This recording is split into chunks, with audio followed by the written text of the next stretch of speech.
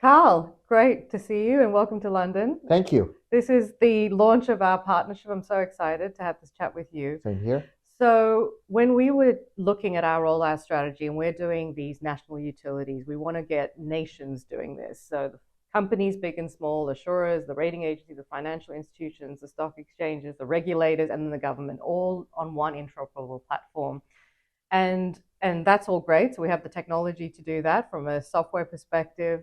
But we really sort of saw this missing piece, and that was the real sustainability education, the why. What does this really mean for you? Do you understand how this can actually reduce risk, increase value to your company? Why is it important to do it? But more importantly, when it comes back, what does that mean? And we realized even companies, even very sophisticated companies, were still struggling to onboard, from the board and all their employees, to really get onto this, in a cohesive way. And we were like, actually, this is a missing piece, this education piece, the training, accreditation, and this is a real future skill because every company is going to ask you, what do you know about sustainability? Every client's going to ask you about your sustainability credentials. So we realized this was a real missing piece, and so we were like, okay, how does that fit with our go to market strategy, and are we going to do this ourselves, or are we going to build? We're always about SDG 17, partnership for the goals, partnership, building ecosystems. And so we had that incredible lunch in Exactly. in Singapore. We love food, and we were like talking about this. And I was like, "Tell me what you do," and you were like telling me, and I was thinking, "Wow, actually, let's bring all of this together." So I guess from your perspective, what did you identify in the ecosystem, and why did you kind of get excited about partnering with us? Yeah, thank you, Manjula. And that was a very memorable lunch. So I think that the issue is this: sustainability, ESG is no longer popular. It's a necessity, Mm-hmm. right? For a while, it was popular, it was the in thing. Now it should be part and parcel about for everyone that's Yeah. involved. And I don't think we need to make a case for that. The case is made for itself. Mm-hmm. So then the question is, what is the common language Mm-hmm. around that? Because everybody has their own definitions Yes. and own thinking, and a lot of it's just still being developed. Mm-hmm. But once you establish common language, you don't have tools. Yeah. You also at a loss of what to do about it. I think we're quite excited because WWG, you have tools. Mm. I was giving an example earlier on about brushing our teeth, right? First of all, it's not a very natural thing throughout history. Um, you know, not somebody just came up with a toothbrush and a toothpaste. Yeah. And if you came up with that, if you don't know the reason for it, so you guys have a lot of the tools that allows people to have visibility of where am I in this very complex world of ESG sustainability. You have those tools, but there's still lack of a common language in the world's largest companies, a lot of lack of common language within government, and lack of common language within companies and within people in the companies. So I think that there's a very strong synergy that you guys are innovators on the tools. We understand, education, adult learning. Momenta, we're a leadership training organization. We fundamentally believe that people can change if they understand why they should change. And we really want to bless people with the ability to change. And people can't change by themselves without the right tools, the right information, the right awareness. So I thought that lunch was quite divinely appointed. We felt that you guys have certain strength. You've got technology, you're a fintech, and we have presence in many countries in Asia. We're in 11 countries, and we have clients that are already asking us, hey, at some point in time, maybe sooner than later, we'll be getting asked by our shareholders, by our supply chain, by our clients about carbon footprints, about sustainability. You need to train our people around it. And my hesitation is training in itself is incomplete because you need the tools that provide information and insight. So I thought that was very exciting. So that's the reason why we thought, wow, this is very divinely appointed. Yeah. Well, I'm glad we're, been analogous to a toothbrush and toothpaste of corporate hygiene, which Exactly. is good.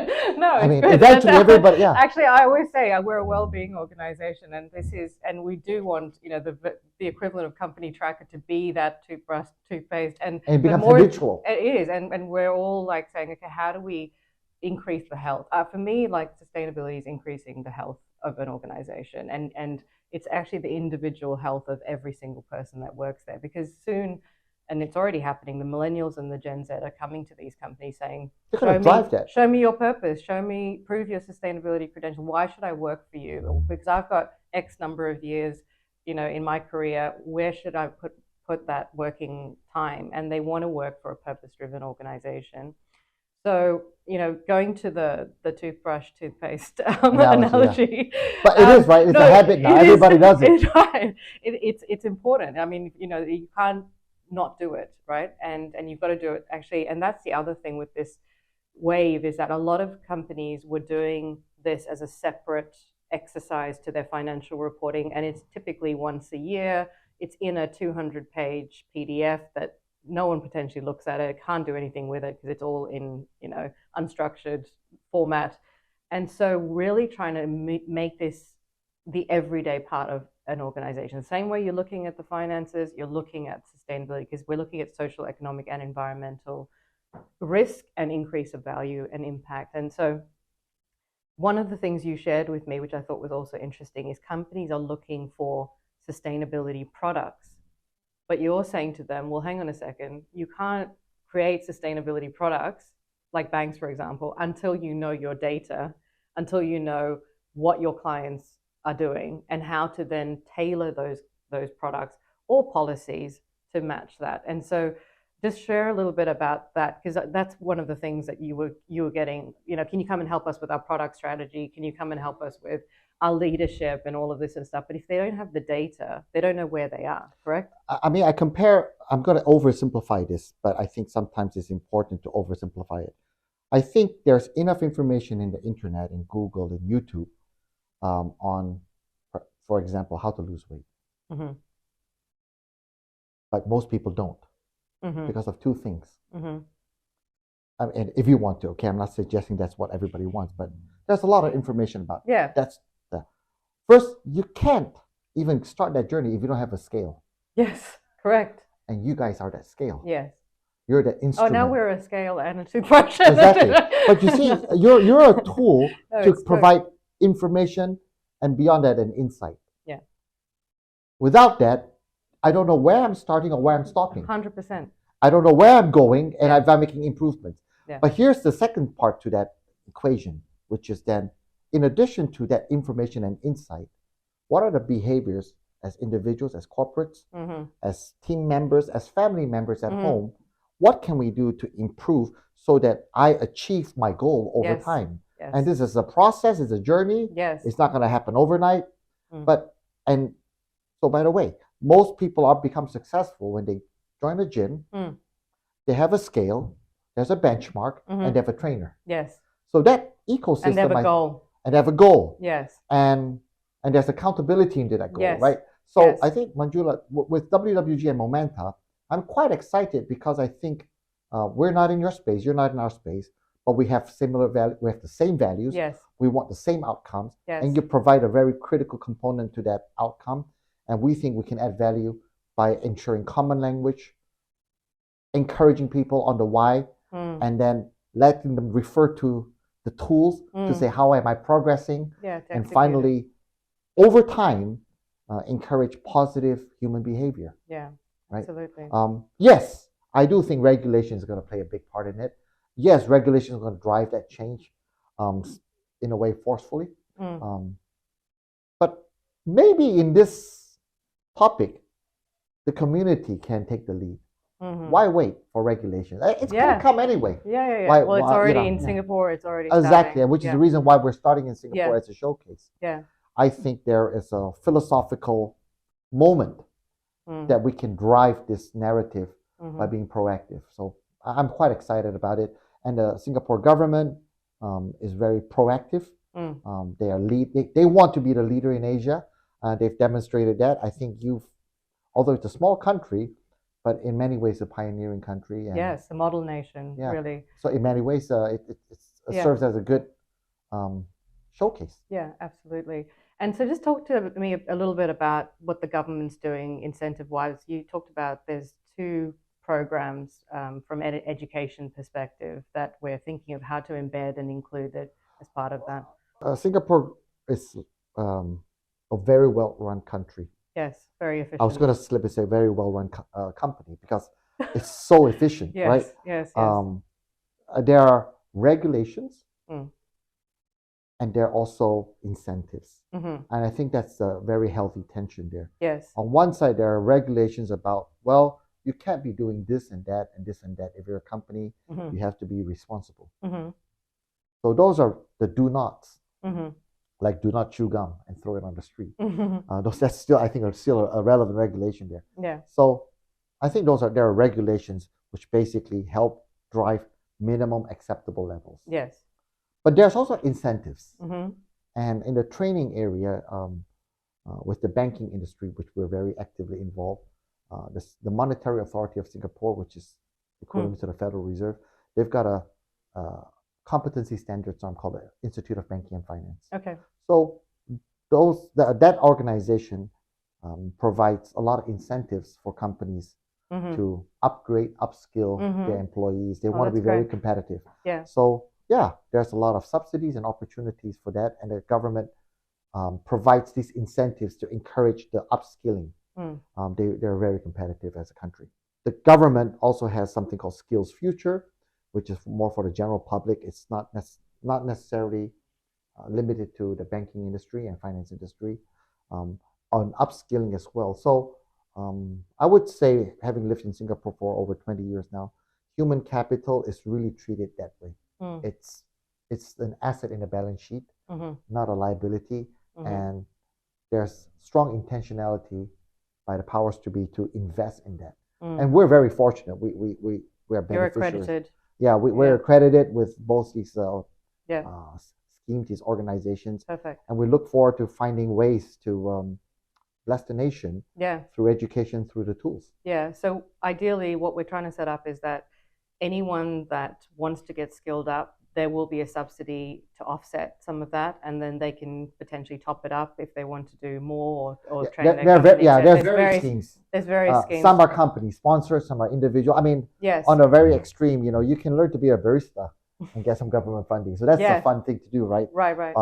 There's nothing wrong with that. And basically, the focus is upskilling. Yeah. But in this broader sense, I think with what WWG's agenda about sustainability and ESG is, I think this is going to impact everybody. Yeah. And their grandkids and their great-grandkids. So we are very motivated to provide information, knowledge, and hopefully shift mindset. Yes, and belief systems. Oh, do I have to do this?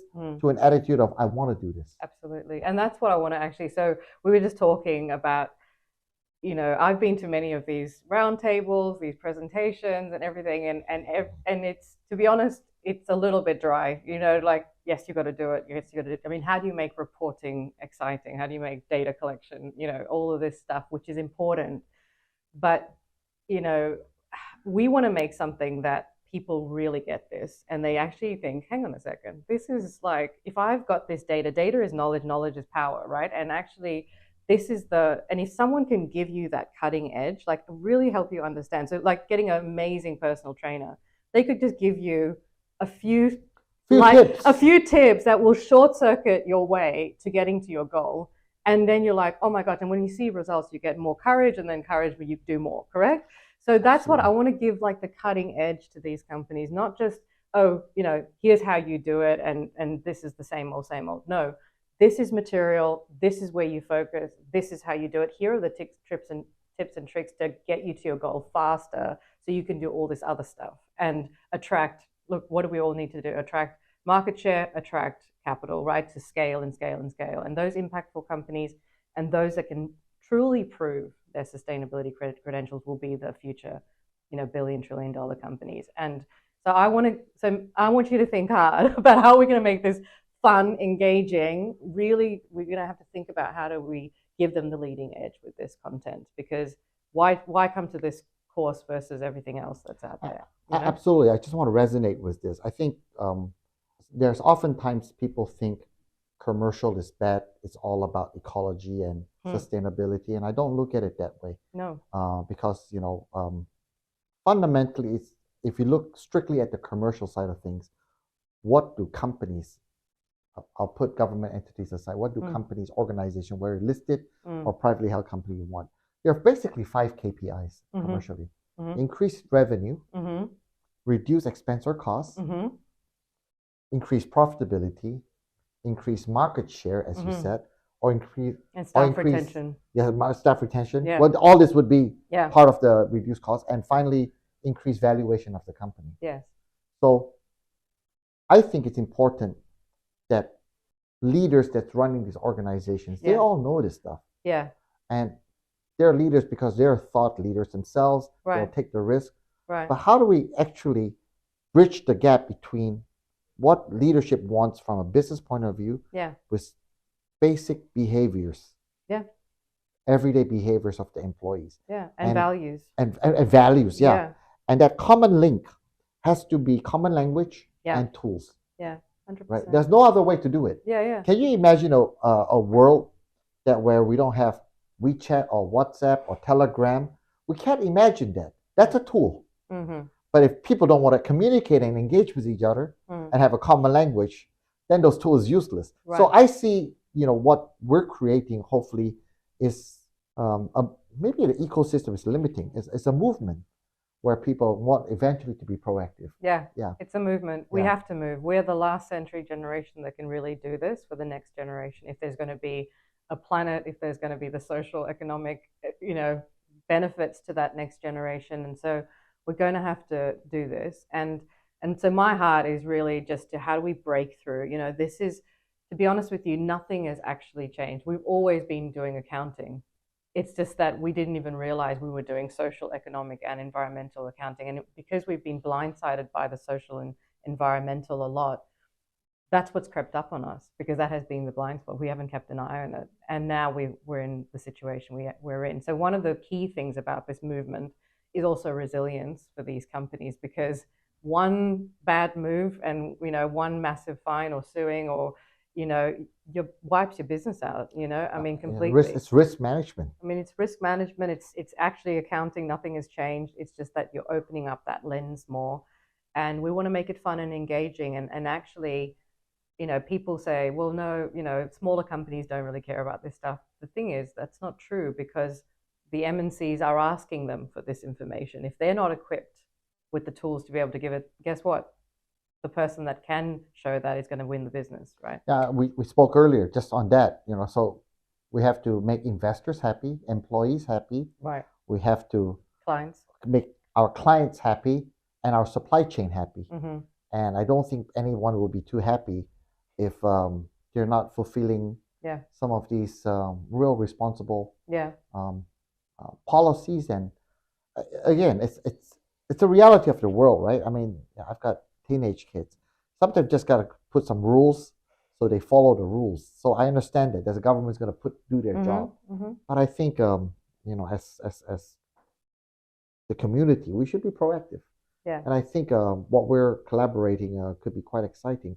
Let me turn this around and maybe ask Manjula, what would success in Singapore and Asia look like for you? And you're based, we're in London here. Why Asia versus Europe, or maybe you're doing something in Europe? I just want to kind of appreciate what your vision of where WWG would be, so we can add value there. Yeah, well, the whole process of us having our head down here in the UK, building out this technology, we thought it was going to happen out of the UK. We're already live in the UK, but we thought that what's happening in Singapore would start here in the UK. But we've had something called Brexit and a few different prime ministers. So actually, it was Singapore that had the foresight to sort of contact us and say, hey, look, we love what you're doing. Can you come to Singapore? And we also saw Singapore as a brilliant ecosystem where government and industry work kind of hand in hand. And it is in a very efficient. It's very unique in Asia. It's very unique, and it's if you're going to build a model for anything, I think that that poster child. So that's the reason for. So that was the real reason for that, and now, for us, it's really about, we're looking at that value chain of companies. So number one, pain points of every stakeholder. So number one, how do these companies get this data? How do they get this information to be able to provide it to those stakeholders in the format that they need it, which is now going digital? So we addressed that whole piece for the companies. Then it was like, okay, for the audit firms, how are they able to validate this information with provenance and evidence? We sorted that bit out. Then for the stock exchanges, for the investors, etc. And then, as I said, that's the monitoring piece. So now we came on to the movement. Okay, what's it going to look like? What does that movement look like? And we're not just about, oh, look, watch some videos, you'll be right, whatever. No, we think this is transformation from the inside out. And it really is about changing belief systems and mindsets. Because up until now, because the data hasn't been standardized, no one can prove the economic argument of sustainability. And that's one of the things when I developed this WWG, was I was looking at this from the UN's perspective of how are we going to deliver these goals by 2030. And that was the key thing, is that no one really understood. Like, you just forget about the social, economic, and environmental for now, but literally just doing this is great for business, and no one was able to kind of establish make that argument cohesively with structured data. And that was sort of the next piece. So now it's looking at this movement piece about education, belief systems, because we're all working from our subconscious, right? 90% of our decision making is from old belief systems and stories we've told each other. And now we need to fill it with new data, show them this new way that actually it is abundantly more better and prosperous to do it this way, sustainable way, rather than a non-sustainable way to do business, and to lead a nation as well. And from there, what is it that's going to drive that movement? Is it top down, bottom up? Is it carrot and stick, or is it a combination of everything? And I think it is a combination of everything. And then the last piece is, how do we accelerate the financing and delivery, which is the marketplace, and that is, so you can't have the marketplace. Everyone's trying to build marketplaces to attract investment to deal flow. But you can't do that without the data, and you can't do that without the change in education and belief systems. And then the money will flow, then the products can be created, and then that's how that you get the scale. So we're going on that continuum, and I think Asia, because particularly if Singapore is going to take the lead for sort of ASEAN, in a way, Asia hadn't started on this journey. So I'm excited that there's less bad habits. No legacy issues. There's no legacy issues, less systems, less integration. And it's the world's fastest growing region. Right. And so let's everything go. will be accelerated there. And even when I'm speaking to other regions like the Middle East, and they want to trade with Asia big time. So I'm like, okay, excellent. Let's start building this marketplace and this ecosystem, but you can't do that unless the data is there and everyone's looking at the same source. So. I'll have a slight disagreement with you, but I don't think it's a big one. Is I believe that the belief systems are already there. We all want good things for our children, our next generation. Mm-hmm. They just don't see that data, and that's what you guys provide. Yeah. Right. And then the other argument I would make is not just beliefs, the values. Is how do I translate those values into behaviors? And those behaviors can become better over time because I've got information and insight on what are the two things that I do every day. What's the one thing I do every day? Yeah. What's the three things I have to be aware of in my daily work practice, that would practice as a company, as a department head, as a leader, as an individual, that drives change. Right. So literally move the needle. Well, you can't move the needle if you don't have a measurement. And that's why I think it's hand in hand, right? You need the tool, the instruments, and you need the training, the coaching, and the embedding of the skills. Yeah, what I mean by belief system is that the human condition is good. The default position is we're good, right? But the belief system at the moment, I think, for a lot of corporations is that maximize profit at the sacrifice of everything else. And this is something I'll do on the side to keep everyone sort of happy. This is my stay out of jail card. Yes, but the reality is, if you actually embed it into everything, and I actually don't even condone having a separate sustainability team. Every team should have a sustainability. It should be a part of the DNA. 100%. So it's actually, if you do that, you'll realize this is saving you money, making your supply chain more efficient, increasing your market share. Increase your market share. That's the thing. It's like all the things that your 5 KPIs are as a business. It's going to happen. It's the outcome and impact of taking hold of this and ownership of this and having it spread throughout, as you said, the DNA of the whole organization, not just one department, looking at this. Yeah, I think that, we're videotaping this. I would say that for the people who's watching, our call to action, hopefully encouraging everybody here is, we're looking for opportunities to work with thought leaders. Yes. Thought leadership leaders. Yes. And want to embrace this. And let's get some case studies in. Let's demonstrate. Yes. Let's get a couple of white papers written where we can demonstrate that do good does result in better commercial economics. Yes. Because right now people may have this mindset of, if I do something extra, it's going to cost me more. I will lower my profitability, and therefore, so let's just do the bare minimum. Let's be proactive. I think we would love to encourage people who's watching this video to come and reach out to us and say, hey, you know what? We'd love to try. I mean, we don't care how big how small the company is. Yeah. We just need we need leaders. We need leaders who want to drive this change. And if I can just add my one final piece to this, is that right now we've got an environmental crisis. Everyone is looking carbon tunnel, and it is important that we look at the environmental aspect. But in all honesty, if we don't pick up social, economic, and environmental together to integrated data, integrated understanding, integrated impact measurement, you're going to lose the whole point of, because basically if we heal ourselves, we heal the planet, right? Because Mother Earth is not making herself sick, right? We are, because of what we're doing, the pollution, how we're treating each other, how we're treating, our practices, all of these things is what's impacting on the planet. So actually we've got a people issue. 100%. Yeah. So those thought leaders that are into, even beyond ESG, is what I call social, economic, and integrated. Everything is integrated. And that is the primordial the trinity of sustainability. Always has been. Again, nothing has changed. It's just that we've changed the lenses, and this team does this bit and this team does this bit, and we need to just bring everything together as one. And so for those thought leaders that want to help us drive this story of integrated reporting and integrated understanding, and that it's not new, and it's not something you do on the side, it's something that is holistic and part of the DNA, as we said, then we want to also speak to you, because we want to drive this movement of change. Yeah. Improving lives means improving communities, right? And companies and globe. I mean, you don't start with the globe. Yeah. How do you boil an ocean? You don't start with that, right? It's individuals. Yes. As individuals.